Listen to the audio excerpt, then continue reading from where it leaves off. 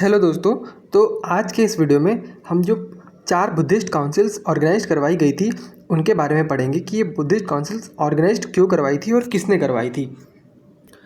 तो बात ऐसी है कि जब तक बुद्धा जीवित थे तब वो जो अपने प्रवचन दिया करते थे उनको उनके जो शिष्य हुआ करते थे उसके वो नोट्स नहीं बनाया करते थे। बट जब 483 BC में बुद्धा की डेथ होती है तो उसके बाद ये डिसाइड किया जाता है मॉन्क्स के द्वारा कि बुद्धा की टीचिंग्स को एक रिकॉर्डेड फॉर्म में होना चाहिए, यानी इसका कोई रिकॉर्ड या रिटन रिकॉर्ड इसमें रहना चाहिए। तो रिटन रिकॉर्ड को रखने के लिए ही 4 जो बुद्धिस्ट काउंसिल्स हैं वो ऑर्गेनाइज करवाई जाती है अलग अलग प्लेसेस पे। तो इस वीडियो में हम इन्हीं 4 बुद्धिस्ट काउंसिल्स के बारे में पढ़ेंगे। अब जो फर्स्ट बुद्धिस्ट काउंसिल है ना वो 483 BC में बुद्धा की डेथ के कुछ ही दिनों बाद ऑर्गेनाइज करवा दी गई थी। तो ये हुई थी जो राजगृह है, मगध की जो कैपिटल थी राजगृह, वहाँ पे ऑर्गेनाइज कराई गई थी। और इसे हर्यनका डायनेस्टी के जो किंग थे अजातशत्रु, उन्होंने ऑर्गेनाइज करवाया था। अब ये अजातशत्रु वही है जिन्होंने अपने पिता बिम्बिसार की हत्या कर दी थी। और इस जो 483 BC की फर्स्ट बुद्धिस्ट काउंसिल है इसे महाकश्यप ने प्रिसाइड किया था। इसके जो प्रिंसिपल है वो महाकश्यप ही थे।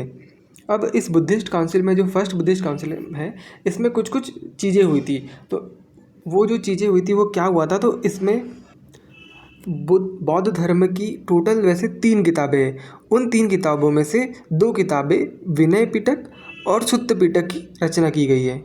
अब विनय पिटक जो है उसे उपाली के द्वारा और सुत्त पिटक को आनंद के द्वारा लिखा गया था या फिर कंपाइल करा गया था। विनय पिटक और सुत्त पिटक है क्या, अब इसे हम आगे समझेंगे। इसके 100 सालों के बाद सेकेंड बुद्धिस्ट काउंसिल ऑर्गेनाइज कराई जाती है 383 BC में, और ये कहाँ होती है? वैशाली में। अब वैशाली में इसे जो किंग थे काल अशोक, शिशुनाग डायनेस्टी के रूलर, उनके द्वारा ऑर्गेनाइज कराया जाता है। और इसे प्रिसाइड कौन करते हैं? सब्बा कमी। अब इस जो बुद्धिस्ट काउंसिल है सेकेंड वाली, इसमें बौद्ध धर्म में डिवीज़न हो जाता है,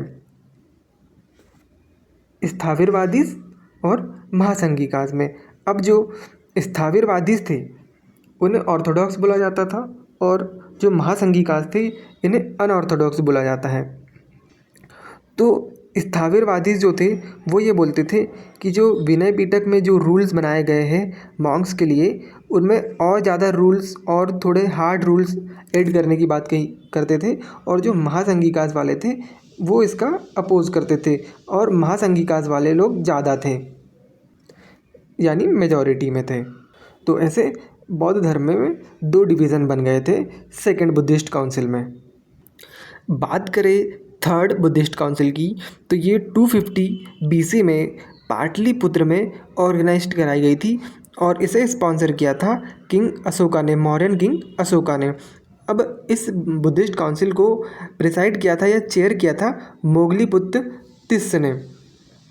इसी बुद्धिस्ट काउंसिल जो थर्ड वाली बुद्धिस्ट काउंसिल है इसमें जो अभिधम्म पिटक है वो उसकी रचना की गई थी।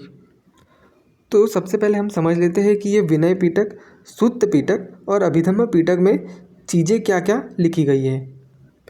तो बौद्ध धर्म की ये जो 3 बुक्स हैं ना इन्हीं को मिला के त्रिपिटक्स कहा जाता है। त्रिपिटक्स मतलब 3 बास्केट्स, ठीक है। तो विनय पिटक में क्या है, जो विनय पिटक में जो बुद्धिस्ट मोनेस्ट्रीज होती है वहाँ पे जो मॉन्क्स रहते हैं उनके लिए जो नियम कानून बने हैं, उन्हें किस प्रकार के रूल्स फॉलो करना है, वो सब बातें विनय पिटक में लिखी गई है। वहीं सुत्त पिटक की बात करें तो सुत्त पिटक में जो बुद्धा ने जो सरमन दिए थे उनकी सरमन या फिर जो उनकी टीचिंग्स है वो सब सुत्त पिटक में लिखी गई है। और ये तो फर्स्ट बुद्धिस्ट काउंसिल में ही लिख दी गई थी दोनों। अब जो थर्ड बुद्धिस्ट काउंसिल में अभिधम्म पिटक लिखी गई थी, तो जो अभिधम्म पिटक है ये इसमें जो बुद्धा ने जो अपने सरमन्स या फिर जो अपने प्रवचन दिए थे उसको और ज़्यादा एक्सपेंडेड फॉर्म में लिखा गया है, कुछ टेबल्स में लिखा गया है, कुछ इसमें कई सब चीज़ों की समरीज दी गई है और बौद्ध धर्म के क्या क्या जो फिलोसफिकल प्रिंसिपल्स हैं वो इसमें दिए गए हैं। बात करें फोर्थ बुद्धिस्ट काउंसिल की तो फोर्थ बुद्धिस्ट काउंसिल जो है वो 72 AD में कुंडलवन कश्मीर में ऑर्गेनाइज करवाई गई थी। इसे ऑर्गेनाइज कराया था किंग कनिष्क ने।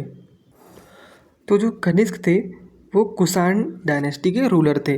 अब जैसे आपको कि पता होगा, मौर्यन डायनेस्टी की ख़त्म होने के बाद इंडिया में जो फॉरेनर्स आए थे उनमें थे ISPK, यानी इंडो ग्रीक, साकास, पार्थियंस और कुषाणास। तो ये कुषाणास के जो रूलर थे वही ये कनिष्क थे। तो जो फोर्थ बुद्धिस्ट काउंसिल है इसको चेयर किसने किया था? वसुमित्र ने। और इसी बुद्धिस्ट काउंसिल में जो बुद्धिज़्म है वो दो सेक्ट्स में डिवाइड हो गया था, महायान बुद्धिज़्म और हीनयान बुद्धिज़्म। अब हीनयान और महायान सुन के ऐसा लग रहा है ना कि कोई एक छोटा होगा और कोई एक बड़ा होगा।